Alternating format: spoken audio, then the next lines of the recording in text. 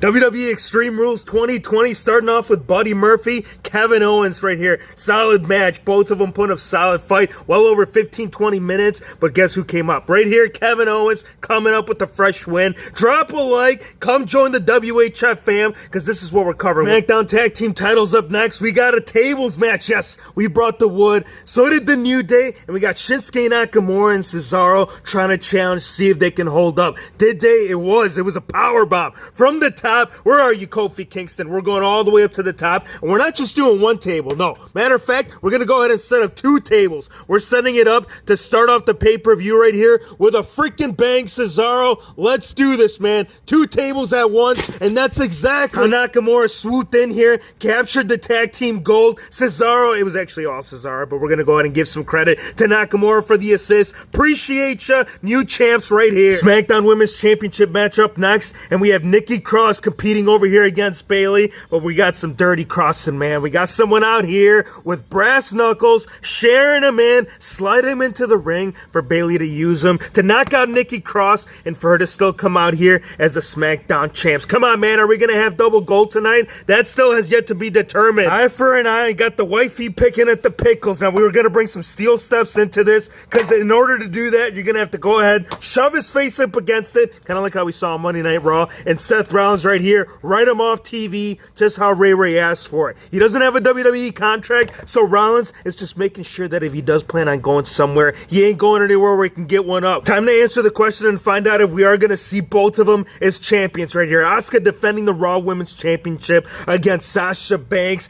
and we knew we were going to see this now. We did actually see a tap out right here by Sasha Banks, but the referee didn't see it, so it was a lost cause, and it was a lost cause from the begin with because Sasha Banks and Bayley, they already had a strategy, man. They said we got the Raw Women's Championship, we got the SmackDown Championship, we got the tag team titles. Let's go ahead and put all the gold on it. Let's put a referee shirt on, go in here, pick up the win, new champs. We got Raw, we got SmackDown, we got all this, man. Check this out, loving this. Craziest match that I can ever recall. Like, stipulations usually apply for both members. It's not just the one. It's like you get disqualified, you both get disqualified. But that's not how things came out this night. We had Dolph Ziggler coming in here. If he did anything, whether it was get counted out or any situation where he used a table or a chair, he'd been disqualified and we'd have a brand new champion. And again, this is not how it normally plays out. And he brought everything. He brought the kitchen sink, steel chairs, tables. He also did this diving elbow off the top, man, onto the table. You could see all the gashes coming through.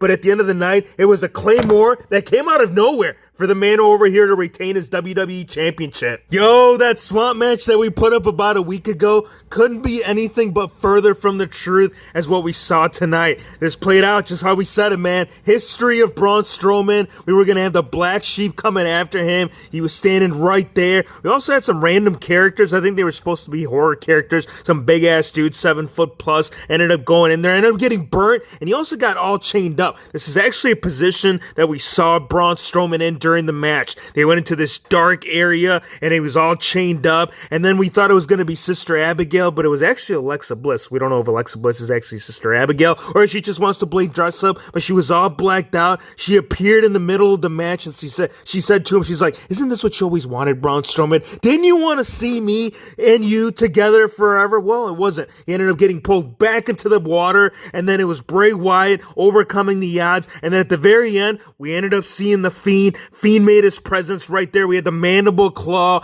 Match ended with no determination as to what's going to go on here moving forward. Is this going to continue, or is it going to be a title match? And then this is where the Fiend finally ends up picking up the win back here. And then we see the title come back into play. We don't know yet. A lot of questions unanswered. One thing we do know is that Braun Strowman, he wasn't derived right here from Bray Wyatt, man. The man developed his own character, went with it. WWE backed him up, buried the Fiend during the process. But give me your thoughts, man. Let me know how you guys feel about the pay-per-view. What you guys think about the swamp match? I think this pay-per-view is alright. There was definitely some good spots, and I gotta say this, very creative, no different from what we've seen in the past. I want to thank you guys for watching. Be sure to hit the subscribe button if you're new to the channel, and we'll see you on the next one. Yeah, rockin' my baby.